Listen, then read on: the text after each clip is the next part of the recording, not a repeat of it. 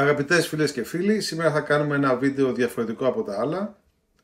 Είμαι εδώ με τον Ηλία και τον Ιων από την παρέα της Νέας Υόρκης και θα αφήσουμε τους εαυτούς μας ελεύθερους και τις σκέψεις μας να μιλήσουμε για κάποια θέματα που μας απασχολούν. Θα βάλω σαν πρώτο θέμα το θέμα της τιμωρίας και των ποινών. Αλλά ας πάρουμε τη λέξη τιμωρία. Και μου δημιουργήθηκε αυτή η ανάγκη να κάνω αυτό το βίντεο γιατί συζήταγα με έναν συγγενή μου ο οποίος είναι αστυνομικός στην Ελλάδα και μου έλεγε για τα πρόστιμα τα χρηματικά για τις παραβάσεις του κώδικα οδικής κυκλοφορίας πόσο δυσανάλογα υψηλά είναι σε σχέση με τους μισθούς και συγκρίνοντάς τα εδώ με τη Νέα Υόρκη που η μισθή είναι πολύ πιο υψηλή, είναι πολύ πιο χαμηλά. Και λέω, γιατί άραγε συμβαίνει αυτό? Μήπως ο νόμος δεν τον ενδιαφέρει να σοφρονήσει ή να επιβάλλει τους κανόνες του με ήπιο τρόπο, αλλά προσπαθεί μέσω ενός σοκ και μιας σκληρής τιμωρίας, με την κακή έννοια της λέξης, να κάνει τον άνθρωπο να λειτουργεί αντανακλαστικά και όποτε βρίσκει ευκαιρία να ξεσπάει και να είναι και ακόμα χειρότερος, δηλαδή, από αυτή την έννοια.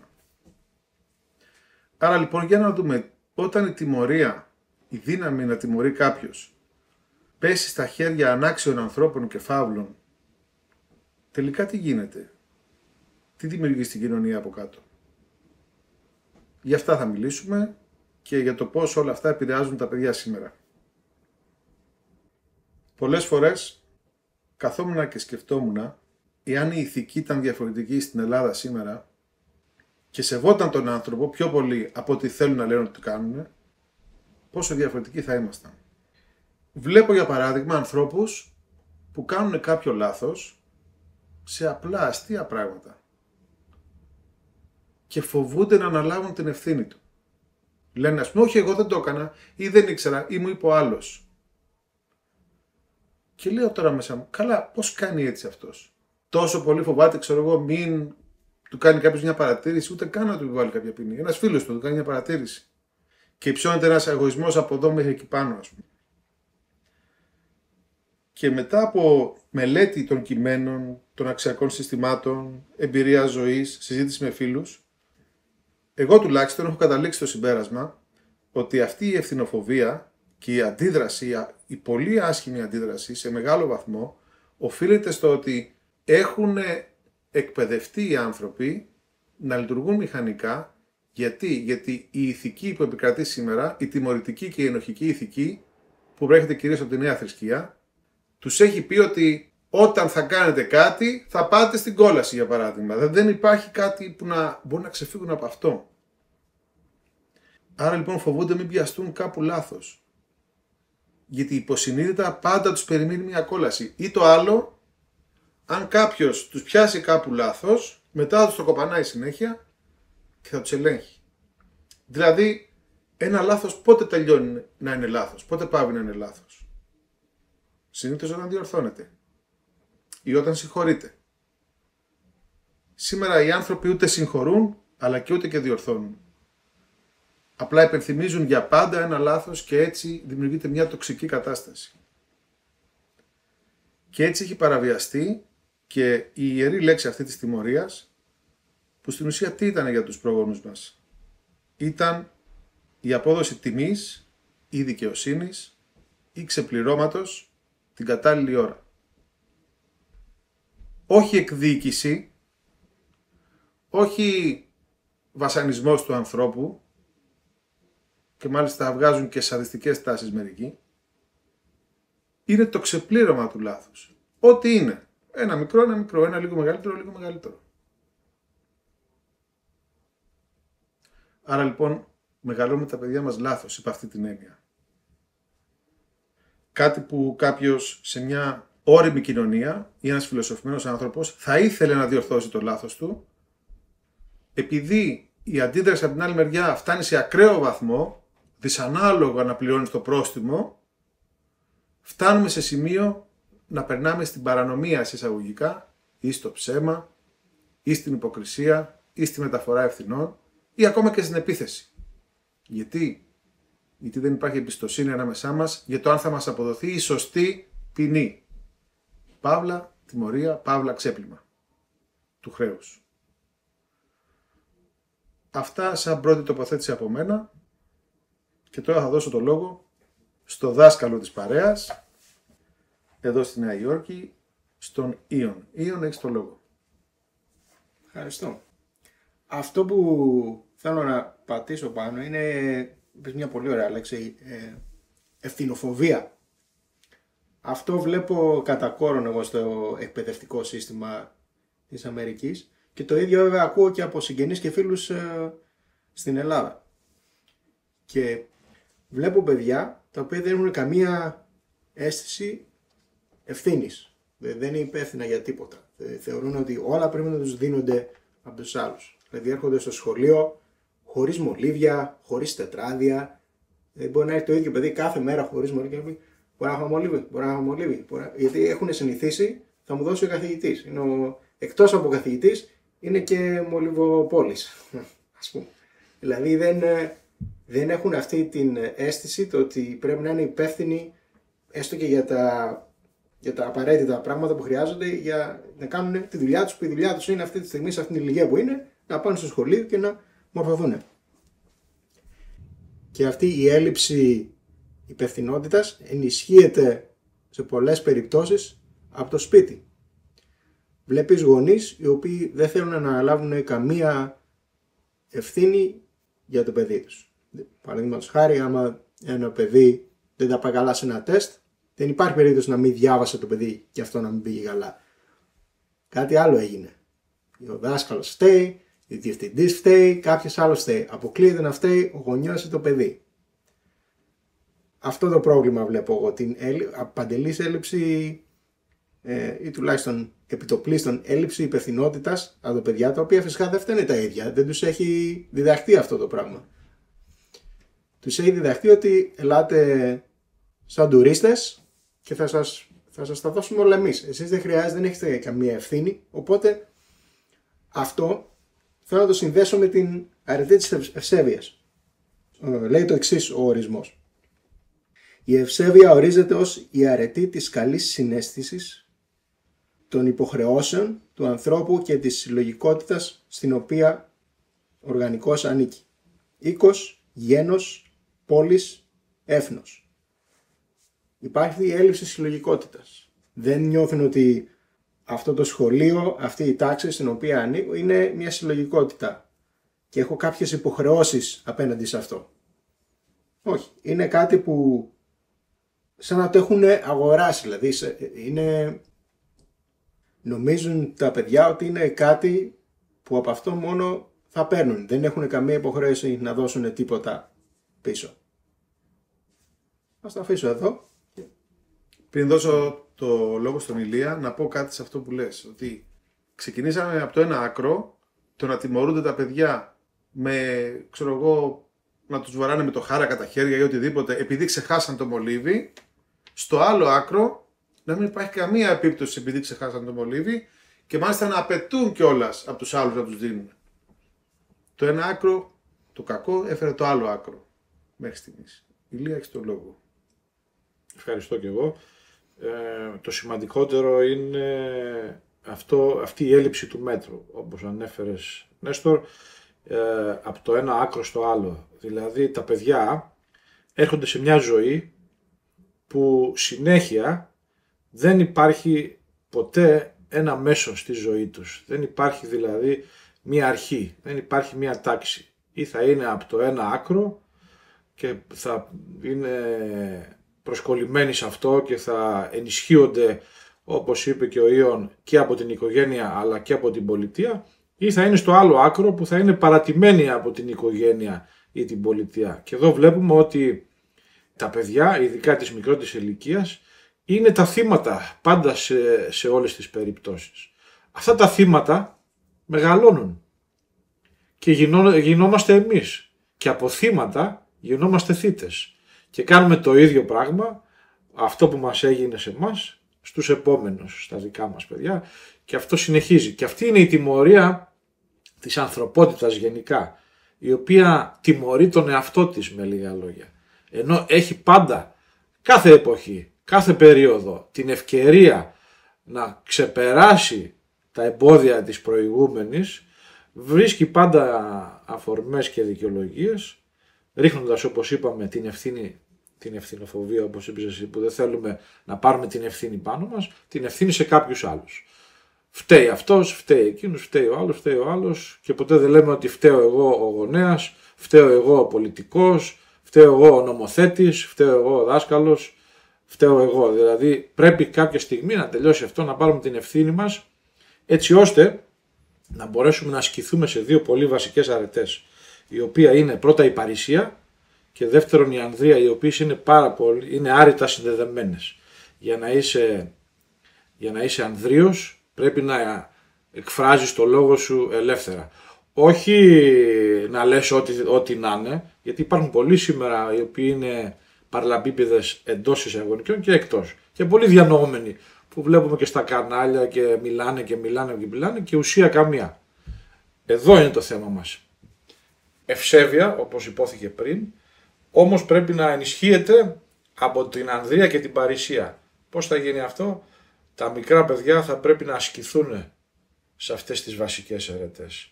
Στην ανδρεία και στην παρησία. Δηλαδή θα πρέπει να αποκτήσουν τόλμη. Να μην αισθάνονται μειονεκτικά με τον εαυτό τους. Να μην το περιβάλλον τους επιτίθεται. Θα πρέπει να είναι και κοντά στη φύση, γιατί η φύση σου δίνει δύναμη. Όταν το περιβάλλον είναι πάντα εχθρικό, όταν παραδείγματος χάρη είσαι κλεισμένο σε μια αίθουσα για πολλές ώρες, δεν είναι φιλικό περιβάλλον αυτό για ένα μικρό παιδί. Το περιβάλλον πρέπει να είναι φιλικό, ειδικά στις πρώτες ηλικίες. Γι' αυτό οι πρόγονοι μας απαγορεύανε μέχρι μια ηλικία να φοβίζουν τα παιδιά ή να τα κάνουν να κλαίνε. Τα κρατούσαν στην αγκαλιά τους μέχρι την ηλικία των 3 ετών. Απαγορευόταν να δημιουργήσεις φόβο τεχνητά σε ένα παιδί. Να κάνω ένα σχόλιο πάνω στο τελευταίο. Έχω βρει εγώ σε έρευνα μέχρι την ηλικία των 3 ετών περίπου που λες, όταν το παιδί κλαίει, γενικά πρέπει να κάνεις μια οπτική επαφή, χωρίς γυαλιά εννοείται, με το παιδί, γιατί ζητάει επιβεβαίωση ότι κάποιος είναι εκεί κοντά του. Είναι μια φυσική ανάγκη του να επιβεβαιώνει συνεχώς το ασφαλές περιβάλλον και την προστασία. Εάν το αφήσεις να κλαίει και να κλαίει και να κλαίει, θα βγει ένας προβληματικός ενήλικος, θα έχει πάντα ανασφάλειες. Εκεί διαμορφώνεται σε μεγάλο βαθμό ο ισχυρός χαρακτήρας του ανθρώπου. Στην πολύ παιδική ηλικία, νηπιακή ηλικία. Πώς πρέπει να επιβάλλεται μια τιμωρία? Έχουμε πει ότι όταν δεν ξέρουμε τι ακριβώς πρέπει να κάνουμε σε μια κατάσταση, όπως στην προκειμένη περίπτωση της τιμωρίας, πρέπει να τα βάζουμε στα σωστά μέτρα και σταθμά και να βγάζουμε το πόρισμα όσο το δυνατόν καλύτερα. Το ένα είναι το αξιακό σύστημα, το οποίο πρέπει να το ξέρουμε καλά. Το δεύτερο και πιο σημαντικό ακόμη είναι να παραδειγματιζόμαστε από τη φύση, η οποία έχουμε ξαναπεί απάντων των διδαγμάτων κρατεί, άρα και της τιμωρίας. Θα σας δώσω μερικά παραδείγματα. Θα κάνω μερικά θεωρητικά ερωτήματα. Εάν πηδήξεις από ύψος 5 μέτρων και σπάσεις το πόδι σου, αυτό είναι τιμωρία από τη φύση? Όχι. Είναι φυσικό επακόλουθο ανάλογο με την απερισκεψία σου. Ούτε παραπάνω, ούτε παρακάτω. Εάν δεν μεριμνήσεις να σπείρεις το χωράφι σου όταν πρέπει ή να κάνεις οικονομίες σήμερα, όταν πρέπει, όταν είσαι ακόμα καλά και έχεις δουλειά και υγεία και έρθει το πρόβλημα και δεν είσαι προετοιμασμένος, αυτό είναι τιμωρία ή είναι φυσική πορεία? Είναι νομοτελειακό να γίνει ότι θα υποφέρεις αργότερα? Όταν δεν προνοείς, όταν δεν έχεις μέριμνα δηλαδή. Επίσης, άλλο παράδειγμα από τη φύση. Άμα δεν ξέρεις κολύμπι και πας και πηδήξεις από ένα βράχο μέσα στη θάλασσα με φουρτούνα και πνιγείς, αυτό είναι τιμωρία? Ή είναι δικιά σου απερισκεψία και πάλι πήρες πίσω ό,τι σου άξιζε? Η φύση δεν είναι εκδικητική, όπως θέλουν κάποιοι την παρουσιάζουν. Η φύση αποδίδει στον καθένα ό,τι του αξίζει. Κάπως έτσι λοιπόν και ένας γονιός, ένας δάσκαλος, ένας πολιτικός, ένας νομοθέτης θα πρέπει να δημιουργεί κατά μίμηση της φύσεως του κόσμου ένα ανάλογο σύστημα ποινών και τιμωριών ανάλογον με αυτά που κάνεις. Και όχι να φτάνουμε στα άκρα μόνο και μόνο για να δημιουργήσουμε κομπλεξικούς ανθρώπους που αντιδρούν ευθυνοφοβικά ακόμη και για το παραμικρό. Δηλαδή και 1 ευρώ πρόστιμο να του βάλεις κάποιου επειδή έχει μάθει να μην δέχεται τίποτα γιατί μπορεί να ακολουθήσει το τέλος, δεν θα το πληρώσει ή θα αποφύγει να το πληρώσει ή δεν θα πιστεύει ότι θα ξεμπερδέψει έτσι. Άρα λοιπόν και σε αυτό απέτυχαν οι σημερινοί νομοθέτες. Και αποτυχάνουν και πολλοί γονείς δυστυχώς. Κάνει το παιδί ένα λάθος, μια ζημιά. Πάρ' το στην άκρη και μίλησέ του. Και πες του. Έσπασε το βάζο με το γλυκό. Η τιμωρία σου θα είναι να μην φάει γλυκό. Δεν χρειάζεται, ξέρω εγώ, ούτε να το δείρεις το παιδί, ούτε να του κόψεις την παιδική χαρά για 1 μήνα, ξέρω εγώ, ή να μην πάρει χαρτζηλίκι, ή να καθαρίσει τον κήπο 30 φορές. Κάτι τέτοια περίεργα που κάνουν. Βέβαια, καλό είναι να γίνονται και αυτά, αλλά σε κάποιες άλλες ειδικότερες περιπτώσεις. Γιατί το παιδί πρέπει να μαθαίνει να εμπλέκεται και με τις εργασίες του σπιτιού, του αμέσου περιβάλλοντος και άρα και της κοινωνίας αργότερα. Αλλά όχι να μάθει ότι αυτό είναι τιμωρία, να μάθει ότι αυτό είναι φυσική ανάγκη, να κοινωνικοποιηθεί σωστά και ότι θα πρέπει να μάθει να προσφέρει. Και όχι να προσφέρει για να μάθει τιμωρητικά. Έχουμε πάρει ό,τι ευγενικό έχουμε σαν άνθρωποι, την κοινωνικότητά μας, την ανάληψη ευθυνών, την τυχόν ανδρεία που έχει ο καθένας μέσα του και τα έχουμε κρύψει γιατί δεν ξέρουμε ο άλλος τι θα ζητήσει από εμάς πίσω, αν μας πιάσει κάπου λάθος. Κλείνω λοιπόν αυτό που άρχισα λέγοντας ότι πρέπει οι τιμωρίες, κατά μίμηση της φύσης, της θεότητάς μας δηλαδή, να είναι ανάλογες σε κάθε περίπτωση και εκπαιδευτικές. Υπάρχουν 2 τρόποι να μάθεις. Είτε να στο εξηγήσει κάποιος και να το κατανοήσεις, είτε να το πάθεις, που είναι το πιο χειρότερο. Αλλά οι άνθρωποι συνήθως παθαίνουν και τα 2. Άλλα τα μαθαίνουν και άλλα τα παθαίνουν. Αυτό σαν πρώτη τοποθέτηση για την τιμωρία. Ιων, τι σας μαθαίνουν στα σχολεία για τις τιμωρίες? Θα πατήσω σε κάτι σε ένα παράδειγμα που έδωσες. Στο βάζο με το γλυκό που έσπασε το παιδί, είπες η τιμωρία του θα είναι δεν θα φάει γλυκό. Καλή τιμωρία, ειδικά σε σχέση με το δείρεις ή να του φωνάξεις ή κάτι άλλο που δεν είναι καθόλου επικοδομητικό και δεν αρμόζει και τι έκανε το παιδί.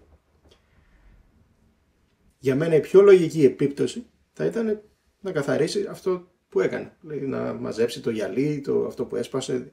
Γιατί είναι η λογική επίπτωση. Γιατί μαθαίνει το παιδί ότι κάθε τι που κάνω έχει και συνέπειες. Όπως είπες, να το βάλεις να κάνει οποιασδήποτε άλλες αγκαρίες επειδή έσπασε ένα βάζο και να το βάλεις να καθαρίσει τον κήπο ή να κάνει οτιδήποτε άλλο. Είναι κάτι άσχετο, δεν μαθαίνει κάτι το παιδί. Μαθαίνει ότι εάν κάνω κάτι που δεν αρέσει σε αυτόν τον ενήλικα, είναι δάσκαλος, γονέας, οποιοδήποτε, θα με βάλει να κάνω μια αγκαρία ή κάτι δυσάρεστο. Ενώ να του πεις ότι έσπασε το βάζο, η συνέπεια ήταν υπάρχουν γυαλιά στο πάτωμα, άρα τι πρέπει να κάνεις, να το διορθώσεις, να μαζέψεις τη ζημιά, αυτό που έγινε. Μαθαίνει το παιδί ότι διορθώνοντας το λάθος του μαθαίνει, όχι με το να κάνει παραπάνω δουλειά που είναι άσχετη με το λάθος που έκανε. Άλλο παράδειγμα, αυτό το φέρω πίσω σε αυτό που έλεγα πριν. Αν έρχεται το παιδί στο σχολείο χωρίς τετράδιο ή χωρίς μολύβι, δεν θα μπορέσει να γράψει σημειώσεις το μάθημα. Και η επίπτωση δεν θα πάει καλά στο διαγώνισμα ή στους βαθμούς του. Αυτή θα είναι η λογική επίπτωση ξέχασε το μολύβι, δεν μπόρεσε να γράψει, να πάρει σημειώσεις από το μάθημα, άρα δεν μπόρεσε να διαβάσει. Άρα, δηλαδή δεν χρειάζεται να κάθεσαι να του φωνάζεις γιατί δεν έφερες μολύβι. Του λες δεν έφερες μολύβι, η επίπτωση είναι ότι δεν θα μπορέσεις να γράψεις, άρα δεν θα μπορέσεις να μάθεις την ύλη. Αυτό είναι για μένα το σημαντικό, να έχει οποιαδήποτε αν όχι τιμωρία, ίσως μπορεί να μην μπορούμε καν να το πούμε τιμωρία αυτό, να είναι απλά λογική συνέπεια ή λογική επίπτωση μιας πράξης. Για μένα αυτή είναι, πιστεύω, η καλύτερη προσέγγιση στα λάθη. Και όχι μόνο για τα παιδιά, και για τους ενήλικες φυσικά. Και συμφωνώ με αυτό που λες, πάνω σε αυτό, ότι θα πρέπει και οποιοδήποτε πρόστιμο να έχει και μια λογική από πίσω. Δηλαδή, όσο πιο μικρό το παράπτωμα, δηλαδή όσο πιο λίγο κακό προκαλεί στην κοινωνία, τόσο και πιο μικρό το πρόστιμο. Όσο περισσότερο κακό προκαλεί, τόσο μεγαλύτερο και το πρόστιμο. Δηλαδή να έχει νόημα αυτή η κλίμακα προστίμων για τον πολίτη. Αλλιώς, όπως είπες και εσύ, είτε 1 ευρώ του πεις είτε 100, αν δεν έχει λογική, θα αντιδράσει. Δεν θα θέλει να πληρώσει ούτε 1, ούτε 100, ούτε τίποτα. Αυτά για τώρα. Και θα πέσει στα χέρια του πολιτικού που τον έχει ανάγκη να πάει να του σβήσει το πρόστιμο. Και κάπως έτσι συνεχίζεται το άθλιο σύστημα. Ηλία, με την κορούλα σου, τι κάνεις με τις τιμωρίες? Εγώ δεν τιμωρώ. Απειλώ ότι θα τιμωρήσω, αλλά στο τέλος δεν τιμωρώ. Είναι πολύ σημαντικό να κατανοήσουμε ότι περάσαμε αιώνες μέσω από τις συμπληγάδες των εντολών, δηλαδή των θρησκευτικών εντολών που έδωσε ένας Θεός, έτσι ώστε να μην τιμωρηθούμε, όπως είπες Νέστο πριν, για να μην πάμε στο πύρτο εξώτερο και καούμε στην κόλαση για πάντα.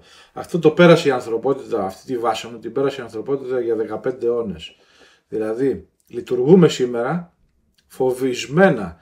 Δηλαδή, ο φόβος μας είναι αυτός που είναι κυρίαρχος πίσω από κάθε πράξη μας. Δεν είναι ελευθερία. Οι πράξεις μας δεν κινούνται από ελευθερία, κινούνται από φόβο. Τα κίνητρα πίσω από τις πράξεις μας είναι ο φόβος. Και γι' αυτό το σύστημα της τιμωρίας, όπως έχει εξελιχθεί σήμερα, είναι βασισμένο πάνω στο φόβο. Ενώ θα έπρεπε να ήταν το αντίθετο. Η τιμωρία να σε απελευθερώνει από το φόβο. Δηλαδή, όπως είπες πριν, κάποιος έπεσε πάνω από ένα βράχο 5 μέτρων μέσα σε μια θάλασσα φουρτουνιασμένη και πνίγηκε. Αυτό δεν είναι τιμωρία, είναι μια φυσική εξέλιξη. Δηλαδή, η φύση μπορεί να μας διδάξει ότι η τιμωρία είναι κάτι το οποίο θα μας απελευθερώσει. Δηλαδή, θα κάνουμε ένα λάθος τη μία φορά και την επόμενη θα γνωρίζουμε ότι αυτό που κάναμε την προηγούμενη φορά ήταν λάθος και ζημιωθήκαμε. Άρα και δεν θα το ξανακάνουμε πάλι. Άρα η τιμωρία θα πρέπει να λειτουργήσει ως διδακτική. Θα πρέπει να είναι φυσική. Δηλαδή πώς είναι στη φύση, όπως είπες, μια πράξη μπορεί να προκαλέσει μια αντίδραση. Μια δράση να προκαλέσει μια αντίδραση. Όταν αυτό το ζήσουμε θα ξέρουμε ότι αν επαναλάβουμε την ίδια πράξη θα έχουμε την ίδια αντίδραση ως αποτέλεσμα και έτσι γίνεται διδακτική. Και εκεί βασίζεται και το σύστημα του αξιακό, δηλαδή μας ελευθερώνει. Δεν βάζουμε έναν νόμο πάνω από τα κεφάλια μας για να μας τιμωρεί συνέχεια και να μας κρατάει υποδουλωμένους κάτω από αυτό το νόμο. Δηλαδή έκανες κάτι σήμερα, να έχεις στο νου σου ότι θα τιμωρηθείς. Πάντα σε βλέπει αυτό το μεγάλο μάτι που είναι πάνω στον ουρανό. Δεν είναι έτσι τα πράγματα. Η φύση είναι, όπως είπες πριν και είπαμε, είναι διδακτική, είναι ελεύθερη, θέλει να σε ελευθερώσει. Εάν την ακολουθήσεις, γι' αυτό λέγανε οι πάνσοφοι πρόγονοί μας, φύση έπου, θεούς έπου. Δηλαδή ακολούθα τη φύση, ακολούθα τους θεούς. Για παράδειγμα, σήμερα θα μπορούσαμε να πούμε ότι ένα παιδί που σπάει το βάζο θα μπορούσε να βγάλει από τον κουμπαρά του, ξέρω εγώ, 5 ευρώ και να πει το πλήρωσα το λάθος μου. Δεν είναι απελευθερωτικό αυτό? Φυσικά. Για να μην έρθει ο τοξικός, ξέρω εγώ, συγγενής να του πει 1.000 ευρώ για να μάθεις άλλη φορά να μην το ξανασπάσεις. Μα και έτσι το παιδί να μαθαίνει πάντα να κρύβεται ή να ψάχνει μέσον να γλιτώσει την τιμωρία και να καταφεύγει σε άλλους απατεώνες που το συγχωρούν. Τώρα πάμε να δούμε στο επίπεδο των αρετών κάποια πράγματα για τη δικαιοσύνη και για την επίοικια. Γιατί η δικαιοσύνη είναι απαραίτητη όταν θέλουμε να επιβάλλουμε κάποιο είδους ποινή, κάποια τιμωρία. Πρέπει να είμαστε δίκαιοι απέναντι στον άνθρωπο και υπεύθυνοι απέναντι στον άνθρωπο στον οποίο απευθύνεται η ποινή. Από εμάς λοιπόν εξαρτάται σε μεγάλο βαθμό και η πορεία του ανθρώπου αυτού. Τι θα βιώσει σαν πρώτη εμπειρία από τους ανθρώπους. για το αν θα γίνει εκδικητικός, αν θα γίνει τιμωρός, αν θα γίνει φοβισμένος, αν. Και αν καταπιέζεται και άμα ξεσπάσει τι θα γίνει. Για μας λοιπόν έχουμε πει πως δικαιοσύνη είναι η τήρηση και η αντικειμενική και αμερόληπτη εφαρμογή των νόμων, θεϊκών ή ανθρωπίνων. Η απουσία αδικίας και η κατανομή στον καθένα εκείνο που το αξίζει. Σχετικά με το θεϊκόν ή ανθρωπίνων, όταν οι δύο νόμοι έρχονται σε σύγκρουση μεταξύ τους, το θετό ανθρώπινο και το φυσικό θεϊκό δίκαιο, πάντα επιλέγουμε αυτό που είναι αθάνατο και είναι ανώτερο από μας. Το θεϊκό δίκαιο. Δεν πρέπει να παραβιάζουμε τους νόμους της φύσεως για να φτιάξουμε με όπλα πλέον στα χέρια μας την τιμωρία και τις ποινές ανθρώπους κάτω όπως εμείς θέλουμε.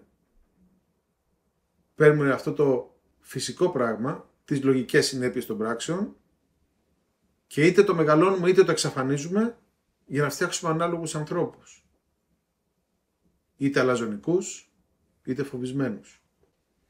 Άρα λοιπόν πρέπει να εξετάζουμε πώς θα λειτουργούσε ένας Θεός όταν θα ήταν εκεί για να δικάσει μια υπόθεση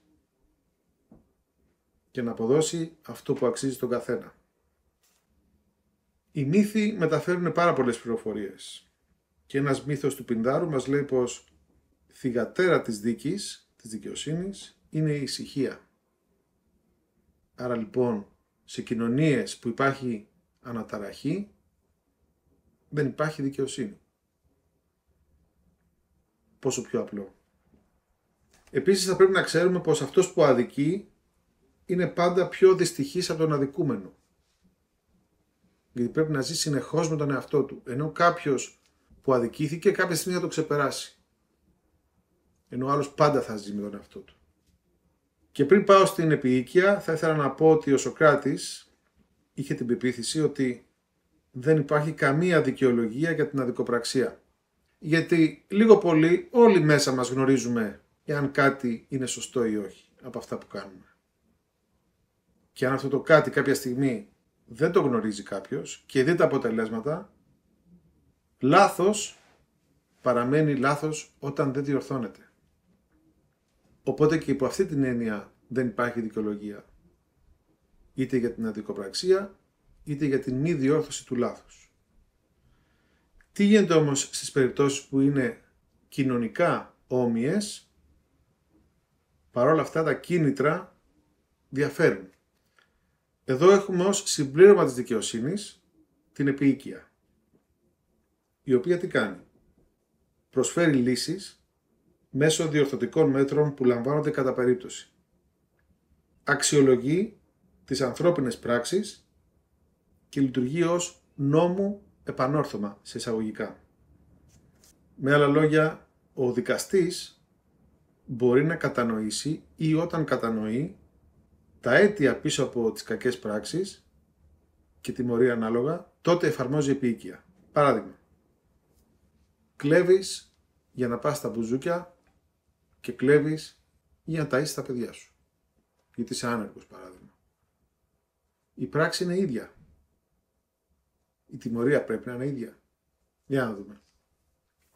Υπάρχει το άλλο πολύ σοβαρό κριτήριο, ότι πάντα γενικά προηγείται η συνέχιση της ζωής. Υπ' αυτή την έννοια, αυτός που έκλεψε, αδίκησε, στην ουσία θυσιάστηκε ο ίδιος κάνοντας μια αδικία για να συνεχιστεί η ζωή, οφείλει να έχει διαφορετική αντιμετώπιση. Ναι, θα τιμωρηθεί. Ναι, πρέπει να ξεπληρώσει το χρέος του. Αλλά δεν πρέπει να τιμωρηθεί ανάλογα και ίσα με αυτόν που έκλεψε για να πάει στα μπουζούκια, ας πούμε. Αυτός όχι απλώς δεν έχει δικαιολογία, αυτός πρέπει να τιμωρηθεί και λίγο παραπάνω, ακριβώς γιατί δημιουργεί κακά πρότυπα, εάν τη γλιτώσει, και δείχνει άλλες αξίες που δεν είναι υγιείς για μια κοινωνία. Το να πάει να παίξει τζόγο ή να πας στα μπουζούκια και να μην έχεις λεφτά και να κλέψεις για να πάει να το κάνεις, αυτό είναι διπλά κατακριτέο. Άρα λοιπόν πρέπει πάντα να λαμβάνουμε υπόψη μας και την επίοικια. Γιατί αν ένα παιδί το οποίο έριξε το βάζο επειδή έπαιζε με το βάζο και το προειδοποίησες και σπάσει το βάζο, και αν το ίδιο παιδί απλά σκόνταψε εκεί που πέναγε, δεν το είδε και κάτι τέλος πάντων κατά λάθος το έριξε, ίσως να πρέπει να κριθεί και λίγο διαφορετικά. Η ίδια περίπτωση, το σπάσιμο του βάζου. Δεν ξέρω, το αφήνω στον καθένα να βγάλει τα δικά του συμπεράσματα. Εμείς είμαστε εδώ για να ξυπνάμε και λίγο για τα πνεύματα. Αυτά από μένα. Ηλία, θες να πάρεις το λόγο? Ναι, θα ήθελα να πάρω το λόγο από εκεί που αναφέρθηκες για το Σωκράτη. Είναι πολύ σημαντική μορφή και είναι ίσως από τις πιο διδακτικές μορφές που έχουμε στην ιστορία μας από τα κλασικά μέχρι σήμερα. Και αυτό γιατί? Γιατί ήταν ένας Αθηναίος πολίτης ο οποίος κατηγορήθηκε από τους ίδιους τους συμπολίτες του, τους Αθηναίους, για μια συγκεκριμένη πράξη, ότι διέφθειρε τους νέους, και τον στήσανε σε δικαστήριο για να τον τιμωρήσουν.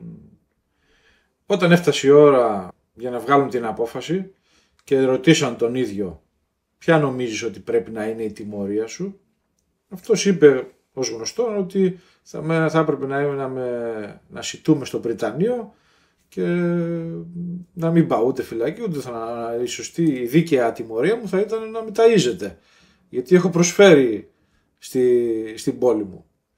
Και εκεί είναι το σημαντικό, δηλαδή θα μπορούσαμε να διδάξουμε μέσω, ας πούμε, της μορφής του προσώπου του Σωκράτη κάποιες αρετές, και ιδιαίτερα στα παιδιά. Δηλαδή θα μπορούσε να γίνει ένα διδακτικό μάθημα με το Σωκράτη ως το κύριο πρόσωπο και να γίνει αναφορά στην απολογία, έτσι ώστε να καταλάβουν τα παιδιά το πλαίσιο στο οποίο έγινε αυτό το κατηγορητήριο, πώς στήθηκε, πώς εξελίχθηκε, ποιοι τον κατηγορούσαν, ποια μπορεί να ήταν τα πολιτικά προσχήματα και η πολιτική κατάσταση εκείνης της περίοδου, εάν πραγματικά έπρεπε να δικαστεί ο Σωκράτης, αν ήταν δίκαιο.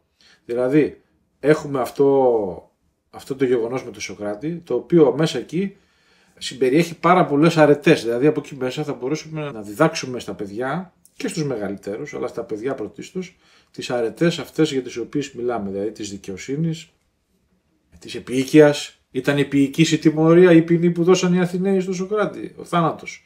Ήταν επίοικης για αυτόν που πολέμησε για να τους υπερασπιστεί, για αυτόν που δίδαξε τον Πλάτωνα, για αυτό που μετά δημιουργήθηκε η Ακαδημία, η οποία υπήρξε για 1000 χρόνια και δίδαξε τόσους που έχουν φτάσει μέχρι σήμερα. Δηλαδή αυτός ο άνθρωπος που ήταν η πηγή όλων αυτών που γνωρίζουμε σήμερα εμείς, του αγαθού, της μευτικής μεθόδου, πολλών αρετών, της Ανδρείας, πολλών αρετών, δικαιώθηκε από τους συμπολίτες του.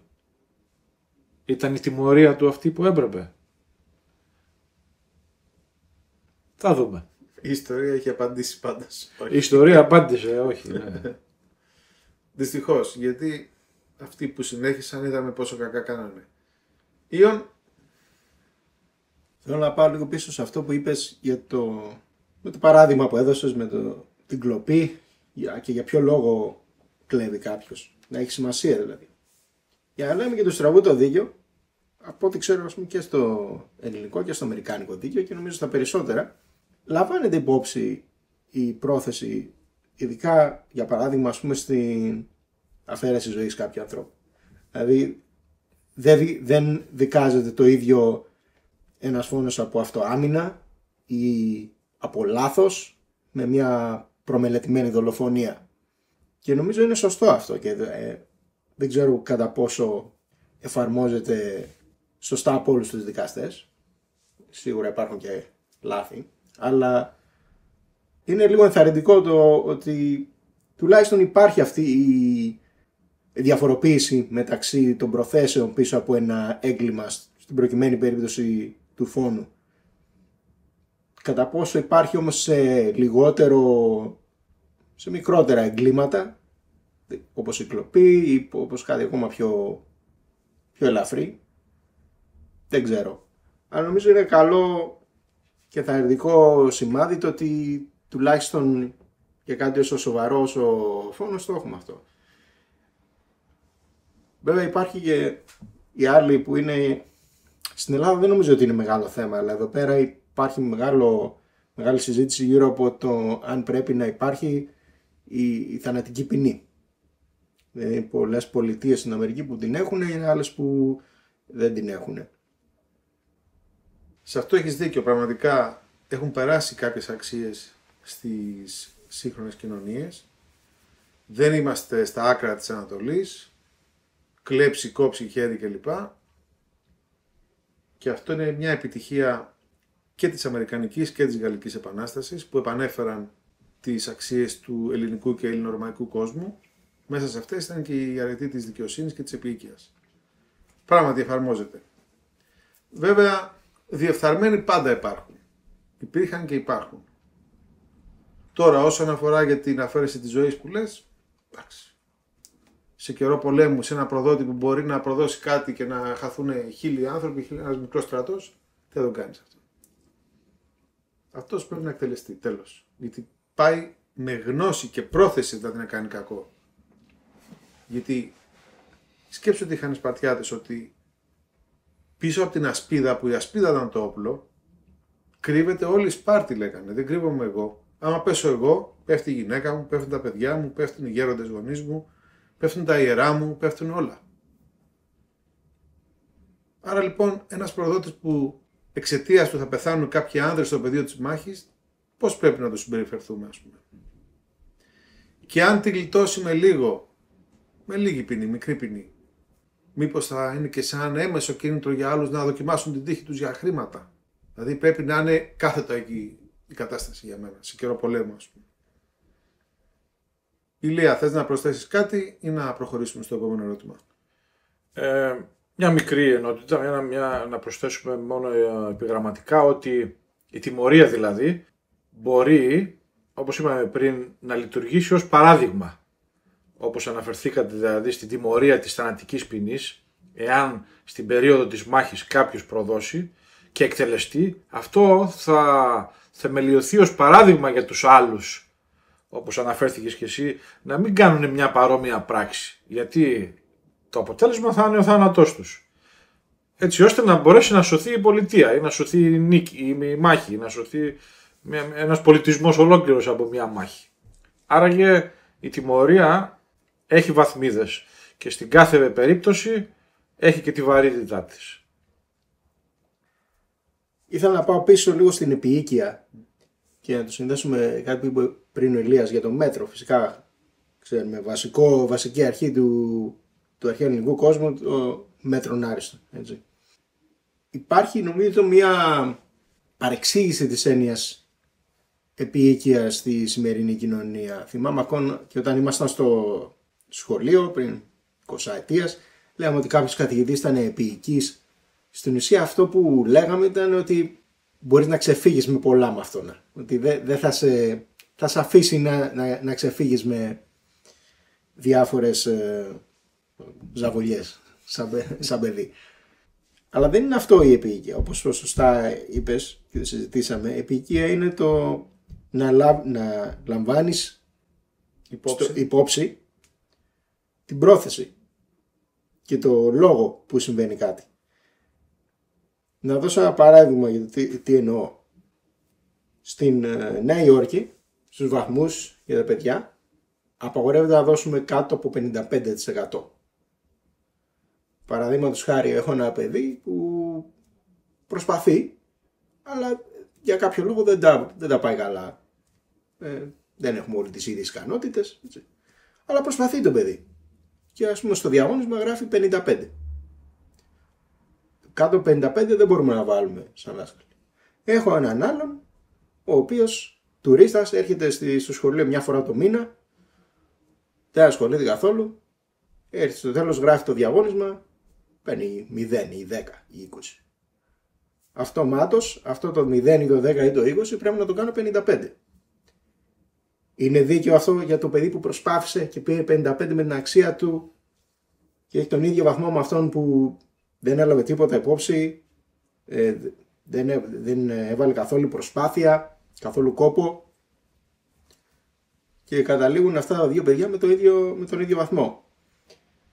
Στο μυαλό των νομοθετών, νομίζω, που έβαλαν αυτόν τον κανόνα, είναι αυτή η λανθασμένη έννοια της επίοικιας, το ότι εντάξει μωρέ, μην το παρακάνουμε με τα παιδιά, μην είσαι πολύ αυστηρός, δώσ' τους μια ευκαιρία. Ναι, αλλά αξίζουν όλοι την ίδια ευκαιρία. Αυτός που προσπαθεί, αλλά για τον ΑΒ λόγο δεν μπορεί, με αυτόν που δεν προσπαθεί καν. Να πω κάτι πάνω σε αυτό. Αν υποθέσουμε ότι δεν το μάθει ποτέ ο ένας για τον άλλον, είναι σε διαφορετικές τάξεις, έτσι. Αυτός που πήρε με την αξία του 55, του είχε αποδοθεί δικαιοσύνη. Χωρίς να το ξέρει βέβαια. Ότι θα έπαιρνε τόσο έτσι κι αλλιώς. Εκτός και αν το ξέρει. Ο άλλος, ο τουρίστας, νομίζω ότι είναι το μεγαλύτερο θύμα στην προκειμένη περίπτωση. Γιατί δεν θα μάθει ποτέ ούτε να κοπιάζει έτσι, και όταν έρθει η πραγματικότητα της ζωής έξω από το σχολείο, που δεν είναι προστατευμένο το περιβάλλον και δεν είναι όλοι εκεί οι νόμοι να πέφτουν από πάνω όταν το προστατεύουν, και έχει να κάνει με τη φύση, με την πραγματικότητα, με τις ανθρώπινες σχέσεις, που δεν στείνονται στις περισσότερες των περιπτώσεων, εκεί τι θα πάθει αυτό το παιδί? Που ενώ είχε μια ευκαιρία η πόλη να το ετοιμάσει για τα δύσκολα, και κοίτα, γιατί όσο δεν προσπαθείς τόσο θα αποτυγχάνεις. Αυτό δεν το μαθαίνει ποτέ. Και τώρα τη σφαλιάρα της ζωής αργότερα, αυτό το παιδί τι θα γίνει δηλαδή? Μετά μπορεί να γίνει βίαιος ή μπορεί να γίνει και καταθλιπτικός. Να πέσει σε κατάθλιψη. Ένα ναυάγιο της ζωής που θα ξεσπάει γύρω του και θα χρεώνει και τους άλλους που αυτός είναι αποτυχημένος, σαν να είναι οι άλλοι υποχρεωμένοι να τον σηκώνει συνέχεια στο 55, ας πούμε, να περνάει. Είναι ένα λάθος σύστημα αυτό. Γιατί δημιουργεί και άλλη μια αδικία. Γιατί αυτός που, ο τουρίστας, αποκλείεται να μην έχει κάποιο χάρισμα. Εκεί δεν το έχει το χάρισμα. Η πόλη τι κάνει για να πάρει αυτό το παιδί να δει πού έχει τάση και κλείσει να πάει? Δηλαδή το κόβει και από το μέλλον του το φυσικό, τη φυσική πορεία του. Γιατί ένα λογικό σύστημα θα έλεγε, έλα εδώ, δεν είσαι καλός μαθητής. Μήπως είσαι καλός αθλητής? Μήπως είσαι καλός στρατιώτης, να πας στη στρατιωτική ακαδημία? Μήπως είσαι καλός μηχανικός? Για να δω που είσαι. Και όσο ακόμα το παιδί πλάθεται και ακούει κιόλας, μπορεί να το βοηθήσουμε. Η επίοικια λοιπόν, αυτό που το παρουσιάζουν ως επίοικια, μόνο επίοικια δεν είναι. Είναι το θετό δίκαιο που παραβιάζει το θεϊκό. Την απόδοση δηλαδή δικαιοσύνης. Έτσι το βλέπω εγώ. Τώρα θέλω να κάνω ένα ερώτημα προς τους δύο. Έχουμε ένα 5χρονο, 6χρονο ξέρω. Το τιμωρούμε μπροστά στους άλλους και το προσβάλλουμε και μειώνουμε και την προσωπικότητά του και ξέρω τι άλλο μπορεί να γίνει με λάθος τρόπο η τιμωρία για να μάθει να είναι δηλαδή αμήλικτη η τιμωρία ώστε να μην το ξανακάνει, ή του μιλάμε τουλάχιστον σε πρώτη φάση ιδιαιτέρως? Ποιος θέλει να απαντήσει πρώτος, ο μπαμπάς ή ο δάσκαλος? Εγώ μπορώ να πω ως μπαμπάς ότι αυτό από την εμπειρία μου έχω λειτουργήσει και στις δύο περιπτώσεις. Και ακαρίως τη στιγμή που έγινε κάτι και έπειτα. Το πιο αποτελεσματικό είναι αυτό που γίνεται εκείνη τη στιγμή. Θα πρέπει όμως να είναι η σωστή αντιμετώπιση. Δηλαδή δεν θα πρέπει να το προσβάλλεις. Να γίνει σωστά εκείνη τη στιγμή, έτσι ώστε να καταλάβει, να γίνει διδακτική η τιμωρία, όπως είπαμε πριν. Δηλαδή να μπορέσει να καταλάβει ότι είναι κάτι το οποίο εάν δεν το ξανακάνει θα είναι προς το όφελός της. Δεν είναι κάτι δηλαδή που άμα το ξανακάνω αυτό συνέχεια θα με τιμωρεί ο μπαμπάς μου εκείνη τη στιγμή. Αυτό έκανα μια φορά αυτό, την επόμενη φορά θα ήταν καλύτερα να μην το ξανακάνω, γιατί για να γλιτώσουμε και από την τιμωρία και να πάμε παρακάτω. Πιστεύω ότι εκείνη τη στιγμή είναι πιο αποτελεσματική η τιμωρία. Από την εμπειρία μου, να κάνω και λάθος. Ναι, υπό την έννοια να γίνει σωστά. Να γίνει σωστά βεβαίως, να μην προσβληθεί το παιδί, να μην νιώσει μειονεκτικά, Να μην τον δουν τα άλλα παιδιά και μετά του πούνε αχαχαχα, είδες, μάλωσε ο μπαμπάς σου. Ναι, να μην δημιουργηθεί άγχος ή φόβος. Πολύ δύσκολο να το πετύχεις αυτό. Πάρα πολύ δύσκολο. Γιατί εκείνη τη στιγμή είσαι εσύ εκείνη την ώρα βασικά που δικάζεσαι, που ελέγχεσαι. Ακαριέως θα λειτουργήσεις σωστά, θα απονείμεις δικαιοσύνη δηλαδή εκείνη τη στιγμή. Εκεί φαίνεται πραγματικά, ας πούμε, ο άνθρωπος, ο έτοιμος, ο ενάρετος. Στα νεύρα του, δηλαδή στο αυτό του, εάν πραγματικά είναι ήπιος, ήρεμος και πραγματικά ξέρει τι κάνει εκείνη τη στιγμή. Γιατί οι περισσότεροι που βλέπω, και το έχω δει και στον εαυτό μου εκείνη τη στιγμή, ότι όταν αντιδράσεις ακαριέως, δεν μπορείς να ελέγξεις τον εαυτό σου όπως πρέπει.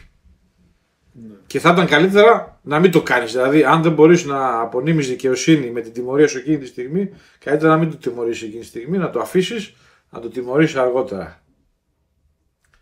Το παιδί εκείνη την ώρα, πού δίνει πιο πολύ σημασία, στους άλλους ή σε σένα?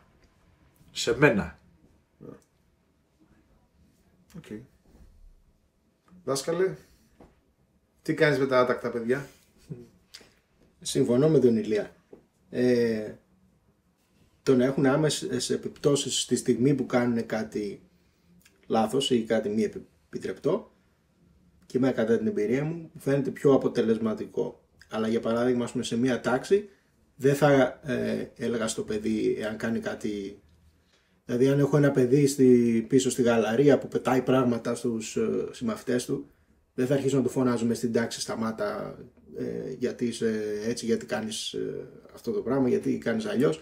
Θα του πω, τάδε, έλα λίγο έξω μαζί μου, πας έξω από την αίθουσα, του μιλάς ωραία και όμορφα και ήρεμα, όπως είπε ο Ηλίας, πολύ ωραία, δεν χάνεις τον έλεγχό σου, και του δίνεις να καταλάβει γιατί αυτό που έκανε ήταν λάθος. Όχι απλά να σταματήσει να το κάνει, να του εξηγήσεις γιατί δεν πρέπει να το κάνει.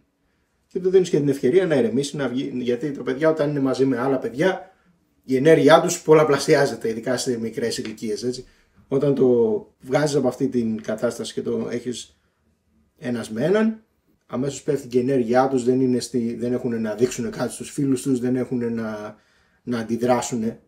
Οπότε είναι και πιο αποδεκτοί, ας πούμε, σε αυτό που έχεις να τους πεις. Ανεκτικοί. Πιο ανεκτικοί, πιο αποδεκτοί, θα δεχτούν πολύ πιο εύκολα αυτό που έχεις να τους πεις. Δεκτικοί. Δεκτικοί, ναι. Πιο δεκτικοί από το να τους το πεις μπροστά στους φίλους τους. Γιατί, όπως είπες και εσύ, κατευθείαν μπροστά στους φίλους τους κατευθείαν κλείνουν και αμήνονται. Δηλαδή το παίρνουν σαν επίθεση αν προσπαθείς να τους τιμωρείς μπροστά στους φίλους τους.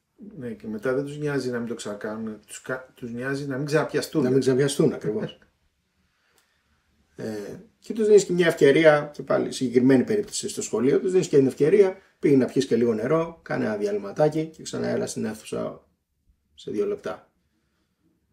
Αλλά νομίζω ότι μπορεί να ακολουθήσει περισσότερο αυτό με τα δικά σου παιδιά, όχι με τα παιδιά στο σχολείο, γιατί δεν έχεις πρόσβαση στα παιδιά του σχολείου στο σπίτι σου. Σαν γονέας ή σαν θείος ή σαν μεγαλύτερος ξάδερφος, οτιδήποτε έτσι. Συγγενής, φίλος της οικογένειας, οποιοδήποτε ενήλικος που έχει πρόσβαση στο παιδί και είναι άνετος με την οικογένεια γενικά, μπορεί αργότερα να δώσει, ας πούμε, κάποια παραδείγματα, έναν μύθο, μια ιστορία, κάτι που να δείχνει τη σωστή συμπεριφορά που είναι σχετική με αυτό που έκανε το παιδί λάθος.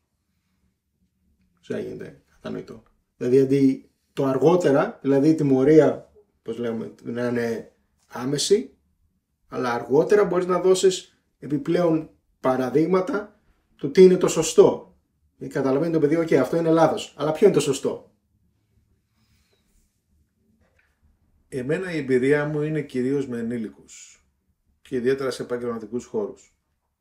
Πόσες φορές είχα θέση υπευθύνου, είχα δει ότι καλύτερα να γίνεται η επίπληξη πλέον, όχι τιμωρία, εντάξει, ιδιαιτέρως.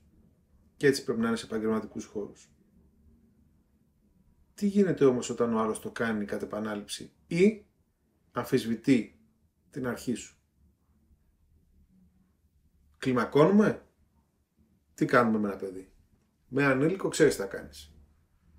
πας ξέρω εγώ σε ένα δικαστή ή τον απολύεις ή τέλος πάντων κάτι γίνεται άλλο νομικά. Όταν ένα παιδί σε αμφισβητεί σαν αρχή και μπροστά σου επιδεικτικά ξανασπάει το βάζο, τι κάνουμε αυτόν τον άνθρωπο? Πολύ σωστή ερώτηση. Εάν αυτό γίνει επανειλημμένα, τότε δεν είναι το πρόβλημα. Το πρόβλημα δεν είναι τη στιγμή εκείνης. Να τιμωρηθεί το παιδί επειδή έκανε αυτή τη συγκεκριμένη πράξη. Υπάρχει από πίσω ένα πολύ πιο σημαντικό πρόβλημα για το οποίο το παιδί λειτουργεί με αυτόν τον τρόπο. Και εκείνη τη στιγμή, εάν αντιδράσει και με οποιοδήποτε τρόπο, δεν θα βγει καμία λύση. Ούτε η τιμωρία θα κάνει τίποτα, ούτε τίποτα.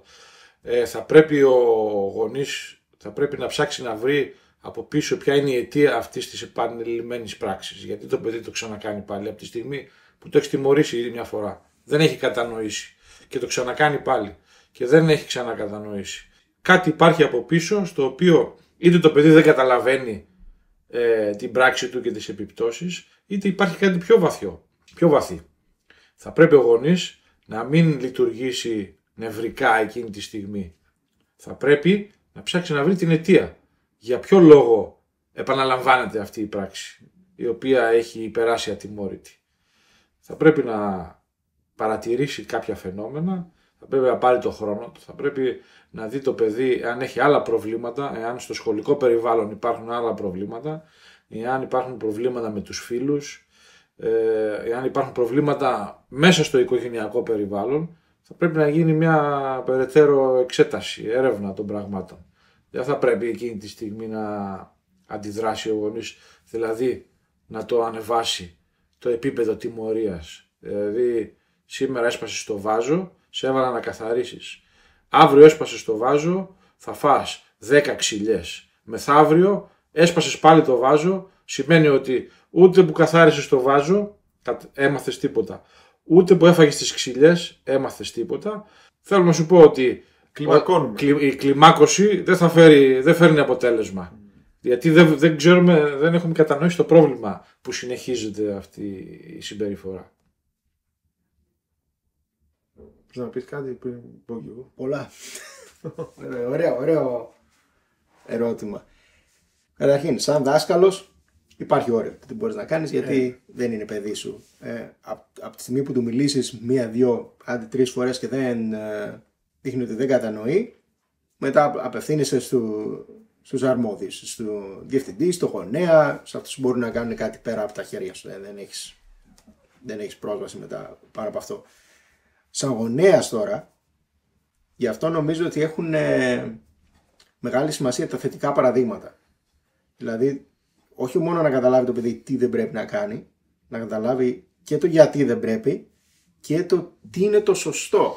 Γιατί να σκεφτούμε τα παιδιά και σκεφτούμε και τους εαυτούς μας σαν παιδιά, τι κάνουμε? Μιμούμαστε τα θετικά παραδείγματα ή ό,τι βλέπουμε εμείς σαν θετικό παράδειγμα. Μπορεί να μας λένε οι μεγάλοι, τι είναι αυτά που ακούς, τι είναι αυτά που βλέπεις, ας πούμε. Αλλά τα παιδιά μιμούνται. Πιάνουν κάποια πρότυπα και τα μιμούνται. Έτσι. Οπότε, εγώ θα έλεγα πάνω σε αυτό που είπε ο Ηλίας, τι κρύβεται πίσω από αυτή την επανειλημμένη συμπεριφορά? Από πού την έμαθε το παιδί αυτή τη συμπεριφορά? Ποιον μιμείται? Ναι, υπάρχουν πάρα πολλοί λόγοι που είναι πιθανό να συμβαίνει αυτό. Θα σου πω τη γνώμη μου. Είτε το παιδί θέλει προσοχή, ζητά την προσοχή σου και δεν ξέρει πώς να το κάνει, οπότε κάνει αταξίες συνεχώς. Άρα έχεις κάνει λάθος όσο ακόμα ήταν μωρό, αυτά που λέγαμε πιο πριν.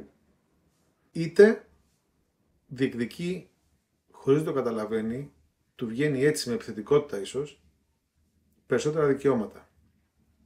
Κι άλλο ένα ενδεχόμενο ότι δεν έχεις κερδίσει εσύ το σεβασμό του. Να βάλουμε και αυτό σαν ενδεχόμενο. Οπότε δες και εσύ τι είσαι σαν πατέρα, σαν πρότυπο και μετά κρίνε και το παιδί. Γιατί αν εσύ με ένα τσιγάρο στο χέρι του λες μην καπνίζεις, το παιδί δεν σε παίρνει σοβαρά. Λοιπόν, τι γίνεται όμως στην περίπτωση που διεκδικεί παραπάνω δικαιώματα και αμφισβητεί την αρχή σου στην ουσία?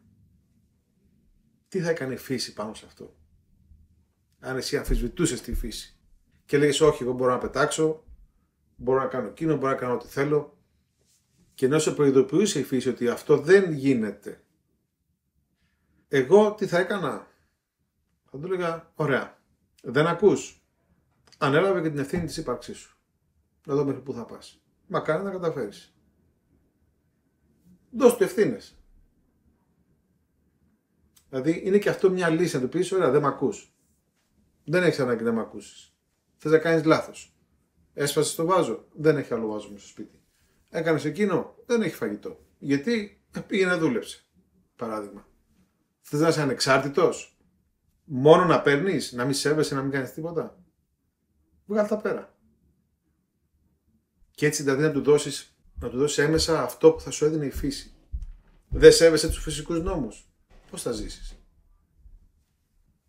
Κατάλαβες. Δηλητηριάζεις τη φύση και αυτά, αλλά δεν θα έχεις να φας στο τέλος. Ναι, είδες, πήγαμε πάλι πίσω στις λογικές συνέπειες που μας δίνει η φύση. Πρέπει να βλέπεις δηλαδή. Δεν έχουν να κάνουν με το γιατί το κάνεις ή πόσες φορές το έχεις κάνει. Αν κάνεις κάτι ενάντια στους φυσικούς νόμους, το αποτέλεσμα θα είναι το ίδιο κάθε φορά. Εναντίον σου. Ναι, εναντίον σου. Ναι. Δηλαδή, όπως έδωσε πριν το παράδειγμα, αν πας και επιδείξεις από ένα γκρεμό και πες στο νερό και δεν ξέρεις να κολυμπάς, θα πνιγείς. Και 1 και 2 και 10 να το κάνεις, θα πνιγείς. Και δεν έχει σημασία και ποιος είναι ο λόγος που το κάνεις. Θα πνιγείς έτσι κι αλλιώς. Είτε σε κυνηγούσε κάποιος ή το κάνεις επίτηδες, θα πνιγείς. Να σου δώσω ένα παράδειγμα. Μου ήρθε τώρα στο μυαλό. Ήταν κάποιο καλοκαίρι, δεν θυμάμαι, όταν τα νύψια είχαμε πολύ μικρά ακόμα. Και έπρεπε να μπουν στα μάξι να πάμε κάπου. Να βρούμε, ξέρω εγώ, τον αδερφό μου, τον πατέρα τους. Και ο μικρός είχε πεισμώσει και δεν ερχόταν. Όχι, δεν έρχομαι, όχι, δεν έρχομαι. Δεν έρχεσαι. Κλείνω την πόρτα λοιπόν με τα άλλα 2 και φεύγω. Παίρνω τη μάνα μου τηλέφωνο, λέω: ο μικρός έμεινε κάτω. Μετά έκλαιγε γιατί τον αφήσαμε πίσω. Δηλαδή τι. Θες να αναλάβεις την ευθύνη να μείνεις εδώ και να μην ακούς, ξέρω εγώ, εμένα. Μείνε εδώ. Και τότε του είχε μείνει, του είχε μείνει σαν παιδί ότι μην κάνουμε και πολύ το μάγκα, γιατί στο τέλος θα γίνει αυτό που θέλουμε. Ήταν ένα καλό μάθημα που το πήρε ο μικρός εκείνη την ώρα. Βέβαια, οι παππούδες, οι θείοι και οι γονείς καμιά φορά κακομαθαίνουν τα παιδιά. Αρνούνται να τους δώσουν αυτό που πρέπει όταν πρέπει και έτσι θα τα κάνουν και καλύτερα. Γιατί δεν θέλουν εκείνη την ώρα να το δουν να κλαίει, να δυσαρεστείται ή νομίζουν ότι όταν ένα παιδί κάνει τα κόλπα του γιατί είναι, ξέρω εγώ, αστείο. Γελάνε με το παιδί. Δεν ξέρουν όμως αυτό ότι αν συνεχιστεί αυτό σε έναν ώριμο ενήλικο άνθρωπο με δύναμη θα είναι καταστροφικό. Πολλαπλασιάζεται μετά αυτή η κακή συμπεριφορά του. Αυτό θα έκανα εγώ λοιπόν. Θα προσπαθούσα να μιμηθώ τη φύση. Όσο μπορούσα. Έχουμε πει ότι πρέπει να έχουμε καλή γνώση των αρετών, του αξιακού συστήματος και να σκεφτόμαστε τι θα έκανε ένας θεός αν ήταν εγκλωβισμένος σε ανθρώπινο σώμα. Εδώ σε θέλω. Αυτά είχα να πω εγώ σήμερα για την τιμωρία και πώς μπορεί να σχετιστεί με την αρετή. Θέλει κάποιος να πει κάτι σαν κλείσιμο, σαν επίλογο? Ναι, θα ήθελα να πω σαν επίλογο ότι εμείς οι μεγαλύτεροι όντως προερχόμαστε από παιδιά και θα πρέπει να μην ξεχάσουμε ποτέ ότι τα παιδιά έρχονται σε αυτόν τον κόσμο και είναι απροστάτευτα. Εμείς είμαστε αυτοί οι οποίοι είμαστε οι φύλακες και από το άλλο περιβάλλον, το εχθρικό που είναι έξω από την οικογένεια, γίνεται το παν για να λυγίσουν οι φύλακες, για να πέσουν έτσι ώστε να μπουν οι εχθροί μέσα για να πάρουν τα παιδιά. Και σήμερα έχω την εντύπωση ότι οι φύλακες έχουν πέσει και τα παιδιά είναι τελείως απροστάτευτα. Δεν σημαίνει φύλακας ότι βάζω μια σκεπή πάνω από το κεφάλι μας. Αυτό ήταν πριν 1500-5.000 χρόνια που οι άνθρωποι ήταν αντιμέτωποι με τα φυσικά φαινόμενα. Σήμερα είναι τα τεχνητά φαινόμενα και η τεχνητή νοημοσύνη, η οποία είναι αυτή που είναι επικίνδυνη για τον άνθρωπο. Και ο άνθρωπος δεν μπορεί να την ελέγξει. Και η τεχνητή νοημοσύνη μέχρι στιγμής έχει νικήσει τον άνθρωπο. Ο άνθρωπος έχει χάσει όλες τις ασπίδες του και είναι τελείως απροστάτευτος. Δεν μπορεί να προστατεύσει τα παιδιά του. Θα πρέπει λοιπόν να κατανοήσουμε εμείς οι μεγάλοι ότι τα παιδιά, όπως είπες και εσύ προηγουμένως, είναι το μέλλον, είναι η συνέχεια της ζωής. Θα πρέπει τότε να τα προστατεύσουμε με οποιοδήποτε τρόπο και να τα τιμωρήσουμε σωστά και διδακτικά, έτσι ώστε να μπορέσουν και αυτοί να γίνουν φύλακες, να γνωρίζουν τι σημαίνει τιμωρία, έτσι ώστε να πάρουν τη σκητάλη και αυτά, να τιμωρήσουν δίκαια την επόμενη γενιά. Έτσι ώστε να μπορέσει η κοινωνία να περάσει από αυτό το εμπόδιο στο οποίο βρίσκεται αυτή τη στιγμή για να μπορέσει να πορευτεί στο μέλλον καλύτερα από ό,τι είναι σήμερα. Ιων. Δεν έχω να προσθέσω κάτι. Ευχαριστώ πολύ για την ωραία συζήτηση. Εγώ ευχαριστώ. Ελπίζω να ευχαριστηθήκατε κι εσείς, αγαπητοί φίλοι του καναλιού. Κάποια στιγμή θα καλέσω πάλι τα παιδιά εδώ. Θα βρούμε άλλο θέμα. Κάτι θα βρούμε. Και ελπίζω στην πορεία να είμαστε μια ευχάριστη συντροφιά και να μπορέσουμε να προσφέρουμε και κάτι κι εμείς με τη σειρά μας στην ελληνική κοινωνία που τόσο αυτή τη στιγμή υποφέρει και δοκιμάζεται. Βέβαια το κακό είναι ότι δεν το ξέρει πόσο υποφέρει και δοκιμάζεται. Τέλος πάντων, όλοι αισθανόμαστε πάντως ότι κάτι δεν πάει καλά. Μπορεί να μην συμφωνούμε ως προς το μέγεθος του προβλήματος, αλλά κάτι δεν πάει καλά. Σας ευχαριστώ πολύ, να είστε όλοι καλά. Καλή συνέχεια.